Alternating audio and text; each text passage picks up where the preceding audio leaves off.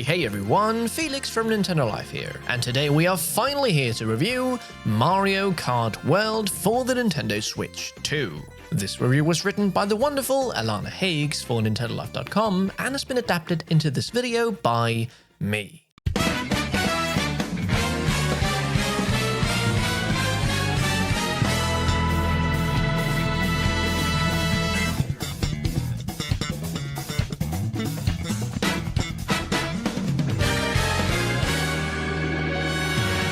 True story. Not long before the Switch 2 launched, I passed my driver's test in America. A new Mario Kart game perhaps isn't the best game to start after getting a license in a different country, nor do I recommend taking lessons from a game that puts a cow in the driver's seat. But that's besides the point. Driving around in Mario Kart World's huge course and expansive open world is exactly like driving in a new country. I know that might sound crazy, but bear with me.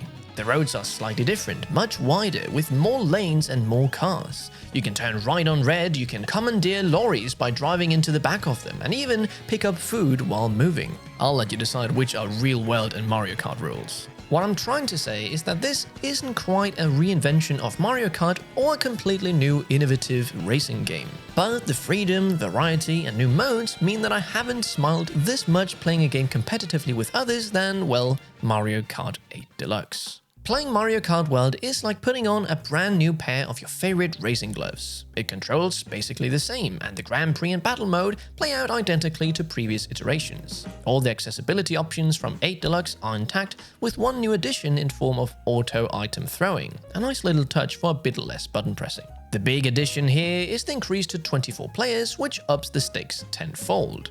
I was worried about how big and empty the roads might feel, but the larger number of competitors completely justifies it when I'm being juggled between a bob-omb, a buzz, and a coin shell in quick succession while coins and items are being scattered about everywhere. Races can be utter chaos in the best possible way, particularly online. Customizable carts are gone, but the trade-off is well worth it. A wide variety of vehicles and characters that actually feel their weight. With 50 races, not including costume variants, each one feels slightly different depending on the kart you pick. Toadette on a bike is my go-to right now, which means I'm incredibly agile and jump slightly higher on speed ramps, while I'm also fond of King Boo on a three-wheeler with some extra weight. You really feel the difference when getting hit by cars or items too. The first time I hit a car and didn't spin out, just got knocked to the side at an angle, it made me realize just how good the physics are. The larger roster and wider courses mean that I have a whole new slate of tracks to explore, some familiar, some very new. Cheap Sheep Falls, beautiful Asian-inspired scenery, Peach Stadium's blush-tinted cherry blossom grounds, and the thrill of chasing the robot monkey in DK Spaceport are just a handful of highlights I've experienced with the new courses, but the old ones have something to offer too. Because of the way the game is structured, every single course is basically part of a wider world and connected to the next, either in the Grand Prix or new Knockout Tour mode. I raced through Choco Mountain in New York back at the Switch 2 experience and didn't even recognize it. New twists and turns, metallic structures, cables and wires everywhere. Where's my ugly chocolatey mountain from 1996? The tracks work best when they blend twists and turns with finicky grind rails, often in the form of vines, cable lines, and railings. This doesn't always work for me though. For one, a few courses are here as you essentially remember them. Unlike the drastically different Choco Mountain, Moo Moo Meadows, another frequent returner, is essentially the same track we've driven around hundreds of times. The wide road issue comes to a head in Battle mode. Admittedly, I'm not a huge Battle fan, and while both Balloon Battle and Coin Runner are fun, I think the maps are far too big. With Balloon Battle in particular, it's difficult to even catch up to the 23 other races because they're often on the other side of the course or are just zipping around too much. I was worried about my long-term enjoyment from some of the courses, given how there are many straighter sections. And in Grand Prix, it's weird to essentially just drive 2 laps, making your way to the next circuit, and do a final lap or 2 on the actual course at the end. But the glow of finding new things never wore off, especially as there are ways to play your standard 3-lap courses in both versus mode and online mode. And now let's talk about Knockout Tour, because that's one place where the magic never wears off.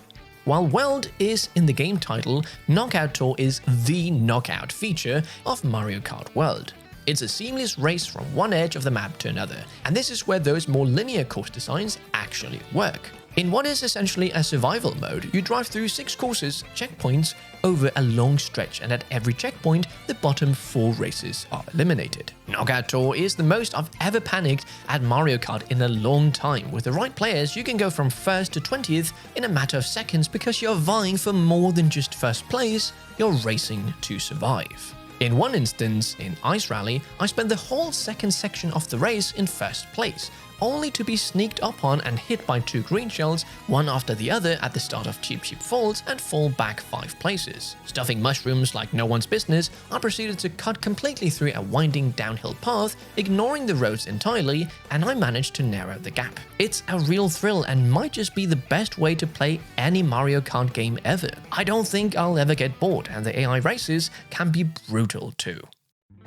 And now let's talk about the free roam, the actual real headlining feature of Mario Kart World. And that is the huge open map that you can explore. I'm not surprised to find that Monolith Soft, the studio that gave us the Xenoblade series, worked its magic on this game. But you shouldn't go in expecting an open world stuffed with landmarks and surprises like in those games. Breath of the Wild, this ain't. Instead, what it is a lush landscape that allows you to just drive around and soak in all the details and challenges it has to offer. There are some killer sunsets in this big landscape, let me tell you, and perfect photo opportunities. As a self-proclaimed sucker for photo mode, this has been dangerous for me. I can sit here and pose Yoshi and Waluigi for hours, or time my jumps for some incredible action shots. And setting up storyboard scenarios with all of the enemies on the map is just delightful. This is just one area where the game's beautiful animations shine. Initially, I wasn't in love with the open map. Things felt pretty aimless, and whenever I discovered an Abbott or another racer driving around, my excitement quickly turned to disappointment because of the lack of rewards. And the secrets that do offer rewards, P-switches, collectible medallions, and panels to hit, are a little lackluster. I admit, stickers are cute, but it's not exactly what I wanted after picking up hard-to-find items. But the P-switches specifically are brilliant. They add a flavor to the world with a variety of challenges such as collecting blue coins or leisurely drives with NPCs where you have to hit gates to stop the clock from running out. The ones that want me to wall drive/jump right now are my nemesis. But every new one I roll up and discover, I'm surprised nearly every single time. Some of these are deceptively difficult too, and reveals just how deep Mario Kart's movement options are. Conquering those challenging ones is so satisfying. There is also a sneaky ability to rewind your character a few seconds, a fun addition that really helps those trickier medallions and P-switches, or even avoid a blue shell, offline at least. The P-switches are enough to keep me happy because there's so darn many of them, but I wish split-screen co-op free roam was more intuitive, and I think the map needs something else to do. Let me unlock characters by finding them in the world rather than relying on something totally random like Kamek. So yes, I'm glad free roam exists, even if it's mostly to fall in love with the sights and sounds of Mario Kart World. It's always been a colorful series, but World takes this to new heights, with every single course both blending seamlessly with the next, while also having its own distinct audio and visual design. The draw distance and lighting in particular are a huge step up, and I love flying around the courses and seeing a different track that's 3 or 4 roads away from a huge distance. It also runs like a dream in docked and handheld at 60 FPS, as it should on a new console, with only a little pop-in here and there as I progressed through courses. Split screen with 2 players is also seamless, but when you add a 3rd or 4th, the frame rate drops to 30. I'm not surprised at the latter, again as you'd expect. I didn't see any hitches with that drop in frame rate either. But here's where my favorite aspect comes in. The animations. I am living for the new expressive area of Mario kickstarted by Super Mario Bros. Wonder. I never get tired of seeing me a King Boo line up on the grid laughing at my opponents, or my first place Daisy eyeing up the second place Donkey Kong as we battle it out for victory. Even small things like the variety of costumes convey so much personality and expressiveness. I'm always excited to see the interactions. And gosh, yes, the music. Even just driving around in free roam, I've heard renditions of TikTok Clock, Good Egg Galaxy, Dire Dogs, Athletic. Why isn't there an in-game radio, Nintendo? Let me pick my playlists! If free roam is for chilling out and listening to the tunes, then online is the complete opposite. Outside of exploring the open map, this is where I'll spend most of my Mario Kart World time. If you want the definition of chaos, well, it's Knockout Tour Online, and I can't get enough. I've been playing random matchups online and with friends with game chat, and I've had zero problems connecting and playing with others. No lag, no nothing, both docked and handheld. This goes double for using game chat actually. While other people's gameplay runs at an extremely choppy frame rate, as advertised and explained by Nintendo to be fair, my gameplay footage remained unaffected and ran like a dream. As ever, the thrill of online is just playing with a bunch of like-minded people and getting pummeled, and pummeling others with items and traps and tricks, trying to outdo each other as you crash and bash around these huge courses. If you're worried about the tracks feeling big, then any knockout tour race online will completely ease those doubts. Everything in Mario Kart World comes together to make it the perfect Switch 2 launch title. It's bigger and more beautiful, taking advantage of the jump in new hardware. But despite the jump in fidelity and tech, this still embraces the core Nintendo experience: fun. And this is the most fun I've had in ages. So in conclusion, at first this doesn't quite feel like the reinvention of Mario Kart that people wanted or expected, but the more time you spend in the open world and racing with friends, you'll uncover a mechanically rich Mario Kart full of secrets and joy. Mario Kart World refines and expands the formula in meaningful ways, while upping the charm in many others. Few games has brought me as much laughter as Mario Kart World has done since launch. If you need a pick-me-up, this game is sure to bring a smile, and it feels like a perfect start to Switch 2's life. We here at Nintendo Life give Mario Kart World for the Nintendo Switch 2 a 9 out of 10.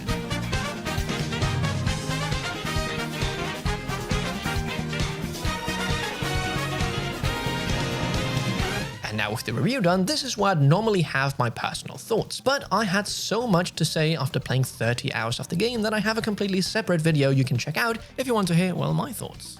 You can find the video down in the description or at the end card of this video. Don't forget to check out nintendolife.com where you can find reviews like these, but in written form. And also, if you enjoyed this video, why don't you race to that subscribe button and give it a click 24 times. Thank you again for watching, and we'll see you in the next one. Felix from Nintendo Life, out.